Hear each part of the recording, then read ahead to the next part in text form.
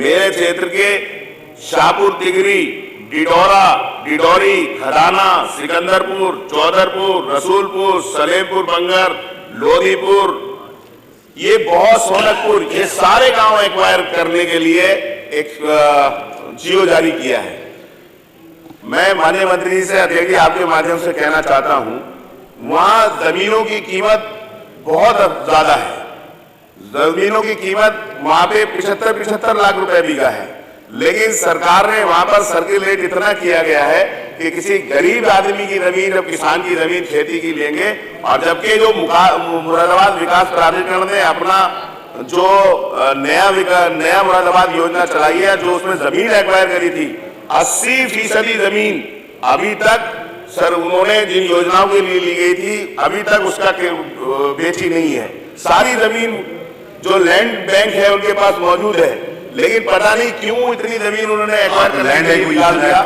मेरा सिर्फ आपके माध्यम से मंत्री जी से यह अनुरोध है कि अगर आप स्टाम्प में या दूसरी चीज में कर रहे हैं तो उन किसानों को यह जरूर लाभ दे दें कि जो एक्वायर करी हुई जमीन से मुआवजा मिले उसमें स्टाम्प की छूट होनी चाहिए, सर्किल रेट बड़ा होना चाहिए, और जो ये गांव बिना वजह एक्वायर किए जा रहे हैं ये बिना वजह एक्वायर नहीं किए जाए जब तक आपकी भावी योजनाओं के लिए कोई आपके पास मसौदा या प्लान तैयार ना हो। इतना सा मेरा अनुरोध कर दिया जाए।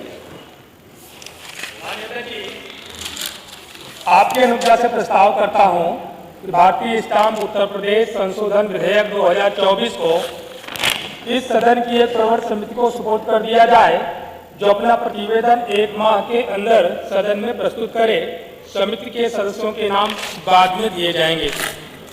मान्यवर, ज्ञातव्य हो, सरकार ने श्री राज्यपाल महोदय जी के द्वारा दिनांक 28 दिसंबर 2023 को भारतीय स्टाम्प उत्तर प्रदेश संशोधन अध्यादेश 2023 उत्तर प्रदेश अध्यादेश संख्या 19 सन 2023 प्रख्यापित किया गया। मान्यवर, यह दिसंबर के महीने में 28 दिसंबर को यह अध्यादेश प्रख्यापित किया जाता है और दिसंबर के महीने में ही विधानसभा का सत्र आहूत था, और उसके बाद सदन का हर सदस्य जानता है कि फरवरी के महीने में बजट सत्र भी आहूत होता है। मानो इसकी कौन सी तात्कालिक आवश्यकता थी कि 15 दिन पहले भी सत्र आहूत था और 1 महीने के बाद भी आने वाले वक्त में सत्र आहूत होता, लेकिन इस अध्यादेश को आनन फानन में लाया गया। इसकी तात्कालिकता समझ में नहीं आई।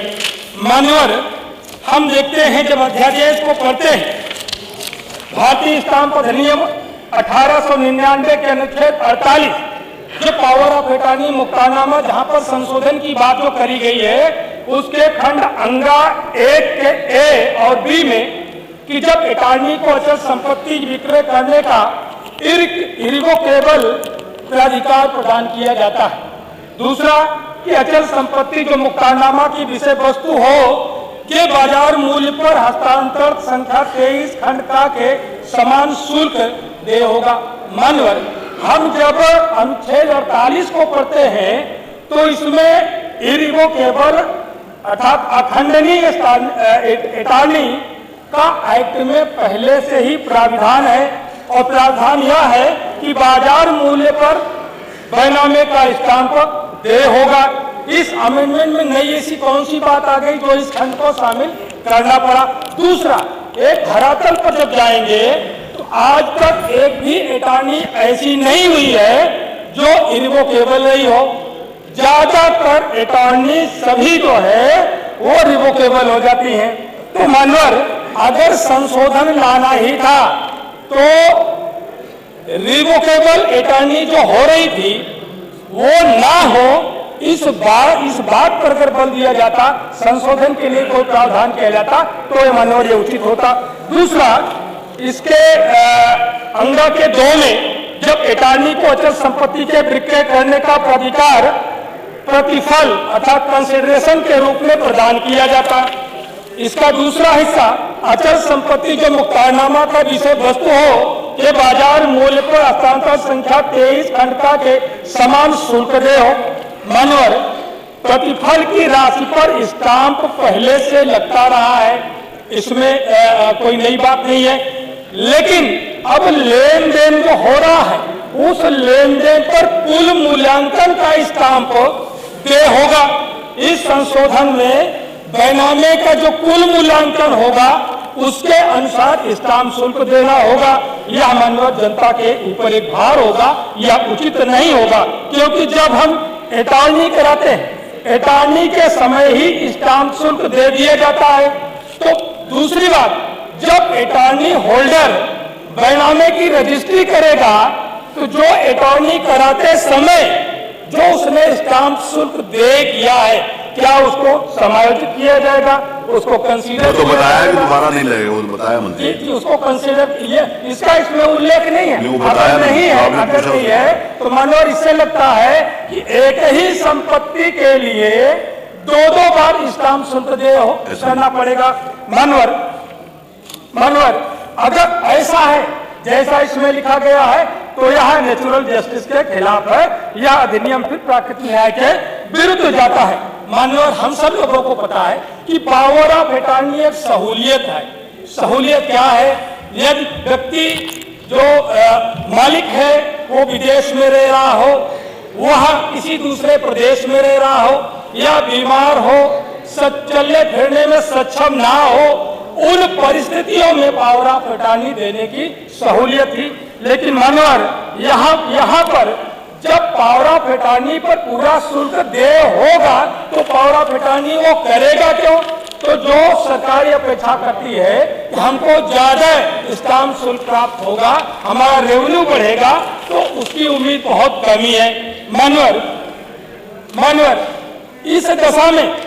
इस दशा में व्यक्ति पावर ऑफ अटॉर्नी ना करके इनके प्रकार सीधे रजिस्ट्री दफ्तर को पहुंचना चाहेगा। वीआईपी बहुत सारे होते हैं जो बिजनेस में बिजी होते हैं, वो उनके लिए बहुत बड़ी सुविधा होगी कि वो किसी को पावर ऑफ अटॉर्नी देंगे तो उनको ज्यादा खर्चा उठाना पड़ेगा। मानो सबसे बड़ी विसंगति तब होगी जब पावर ऑफ अटॉर्नी देने वाले व्यक्ति की किन्हीं परिस्थितियों में जिसने पावर ऑफ अटॉर्नी दिया अगर उसकी मौत हो जाती है या पावर ऑफ अटॉर्नी लेने वाले व्यक्ति की किन्हीं परिस्थितियों में मौत हो जाती है, बैनामा नहीं करता है, उस परिस्थिति में जो स्टाम्प शुल्क दे हुआ है उसका क्या होगा? मानवर मुझे लगता है कि एक मृतक जो किन्हीं परिस्थितियों में अटॉर्नी का होल्डर हो या क्रिएटर हो, उसके द्वारा जो स्टाम्प शुल्क दे हुआ है, सरकार अगर उसे स्वीकार करती है, वापस नहीं करती है, तो मुझे लगता है यह घोर पाप है, यह घोर अन्याय है। मानव उस दिशा में क्या होगा, इसमें इसकी कोई व्यवस्था नहीं की गई है, उससे केवल एक आर्थिक नुकसान ही उस परिवार का दिखाई पड़ता है। मानवर इसके अनुच्छेद 48 के अंगा के एक पर हम जब जाते हैं जिसमें परिवार के सदस्यों की अटॉर्नी की स्थिति में 5,000 रुपए की बात करी गई है, उसमें बाकी के मानवीय सदस्यों ने बात रखी है कि परिवार में भाभी को शामिल कर लिया जाए, चाची को शामिल कर। दूसरी मान्य जी एक विषय क्यों मान्य जी 50 रुपया जो पहले था सीधे 50 रुपए से बढ़ा करके 5,000 रुपए का देना, 100 गुना उस शुल्क को बढ़ाना, यह खासतौर से गरीब परिवार के लिए भार होगा। इसलिए मेरा अनुरोध है कि उस शुल्क को कम कर दिया जाए। दूसरा मानवर जब परिवार के सदस्य भिन्न व्यक्ति के से बाजारू मालियत पर हस्तांतरण ट्रांसफर सेल डीड होगी तो उसमें भी संख्या 23 खंड का के समान शुल्क दे होगा। अर्थात इस संशोधन से स्पष्ट है कि गैर व्यक्ति को यदि अटॉर्नी दी जाती है और वह अटॉर्नी खंडनीय हो तब भी बाजार मूल्य पर उसको स्टाम्प शुल्क दे होगा। और जबकि अंगा के काम में यह बात कहा गया है, उल्लेखित है कि इरिवोकेबल अगर अटॉर्नी है तब भी उसको बाजार मूल्य पर स्टाम्प दे होगा। दोनों ही दशाओं में, रिवोकेबल की दशा में और इरिवोकेबल अटॉर्नी की दशा में, दोनों दशाओं में गैर परिवार के सदस्य को स्टाम्प शुल्क बराबर बाजारू मालियत के अनुसार देना पड़ेगा, जो उसके साथ अन्याय है। मानव जब से यह अध्यादेश लागू किया गया 28 दिसंबर 2023 से यह विधान लागू हुआ है, लगभग 1 महीने से ज्यादा का वक्त बीत चुका है। लेकिन जब हम विभिन्न रजिस्ट्री दफ्तरों में अगर हम जानकारी करें तो हमें मिलेगा कि एक भी ऐसी हमारी मंशा के अनुसार जब से यह अध्यादेश लागू हुआ है वैसी एटानी नहीं हुई होगी। इसलिए मान्यवर इस संशोधन प्रस्ताव को स्वीकार करके एक प्रवर समिति को सुपुर्द कर दिया जाए, जो सदस्य बाद में नामित कर दिए जाएंगे, अपना प्रतिवेदन आपको सौंपेगी। माननीय मंत्री जी, आप बोलेंगे मैं प्रश्न उपस्थित करूं? मैं प्रश्न आप बोलेंगे, प्लीज बताइए। माननीय अध्यक्ष जी, मैंने जैसा प्रारंभ में ही कहा कि इस व्यवस्था को लाने का उद्देश्य केवल यह है कि जो हमारे प्लाटिंग करने वाले लोग हैं, जो बिल्डर हैं, वो खास तौर से प्लाट या मकान केवल पावर ऑफ अटॉर्नी पर ही ट्रांसफर कर रहे हैं, स्टाम्प ड्यूटी बचा रहे हैं। तो उसका उद्देश्य स्टाम्प ड्यूटी बचाना है पावर ऑफ अटॉर्नी का।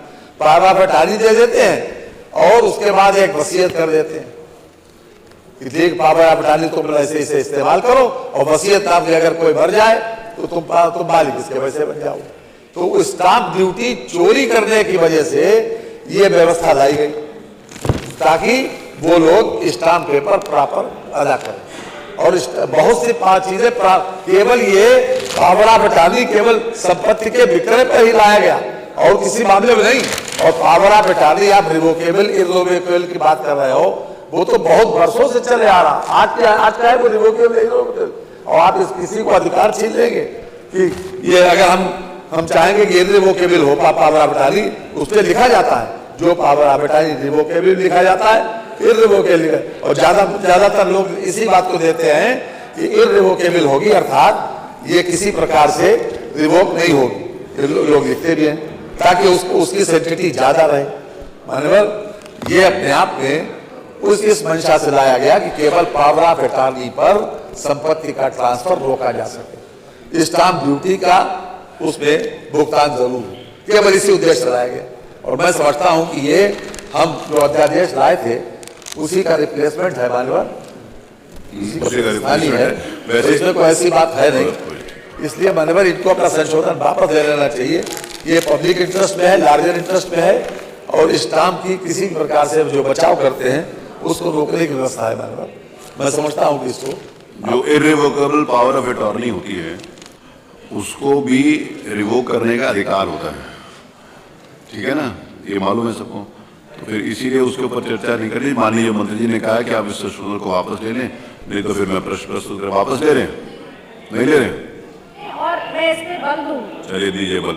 प्रश्न यह है कि भारतीय स्टाम्प उत्तर प्रदेश संशोधन विधेयक 2024 को एक प्रवर समिति के सबूत किया जाए जो अपना प्रतिवेदन 1 माह के भीतर प्रस्तुत करे। जो माननीय सदस्य के पक्ष में हो कृपया हाँ कहें, जो माननीय सदस्य के विरोध में हो कृपया नहीं कहें। नहीं की संख्या अधिक है, अतः प्रस्ताव अस्वीकृत हुआ। प्रश्न यह है कि भारतीय स्टाम्प उत्तर प्रदेश विधेयक 2024 पर विचार किया जाए। जो माननीय सदस्य के पक्ष में हो कृपया हाँ कहें, जो माननीय सदस्य के विरोध में हो कृपया नहीं कहें। हाँ की संख्या अधिक है, अतः प्रस्ताव स्वीकृत हुआ। खंडशः विचार। प्रश्न यह है कि खंड 2 से खंड 3 तथा खंड 1 प्रस्तावना और शीर्षक इस विधेयक के अंग माने जाएं। जो माननीय सदस्य के पक्ष में हो कृपया हाँ कहें, जो माननीय सदस्य के विरोध में हो कृपया नहीं कहें। हाँ की संख्या अधिक है, अतः खंड 2 से खंड 3 तक तथा खंड 1 प्रस्तावना और शीर्षक इस विधेयक के अंग बन गए। मत संख्या 14। माननीय मंत्री जी। माननीय अध्यक्ष जी, आपकी अनुज्ञा से प्रस्ताव करता हूं कि भारतीय स्टाम्प उत्तर प्रदेश संशोधन विधेयक 2024 पारित किया जाए। प्रश्न यह है कि भारतीय स्टाम्प उत्तर प्रदेश संशोधन विधेयक 2024 पारित किया जाए। जो माननीय सदस्य के पक्ष में हो कृपया हाँ कहें, जो माननीय सदस्य के विरोध में हो कृपया नहीं कहें। हाँ की संख्या अधिक है, अतः विधेयक पारित हुआ। अब देखिए, बहुत ये जो माननीय सदस्य नियम 103 के अंतर्गत चर्चा देते हैं और संकल्पों को प्रस्तुत करते हैं, प्रायः ये पूर्व में देखने को मिला कि 5-5 साल तक इसके ऊपर चर्चा नहीं होती। कल माननीय सदस्यों के इंटरेस्ट पर और जिन्होंने ये सूचनाएं दी थी उनके निवेदन पर मैंने ये निर्णय किया था कि हम उनको सुनेंगे। मुझे लगता है कि ये जो संकल्प थे जो प्रस्तुत किए गए थे और जो संकल्प क्यों पिछले 2 बार से नहीं आ रहे थे, आगे ले लिए जाएंगे। तो इसमें मैं रिक्वेस्ट करूंगा कि जो सदस्य अपनी 5 मिनट में अपनी बात कहना चाहें वो अपनी बात कहेंगे, क्योंकि उसके ऊपर सरकार का जो भी मत होगा नहीं होगा तो उसके ऊपर वोटिंग कराएंगे या संकल्प वापस लिए जाएंगे, उसके ऊपर समय और परिस्थितियों के हिसाब से निर्णय किया जाएगा। तो ये 10, 15 और 5, 20 हैं।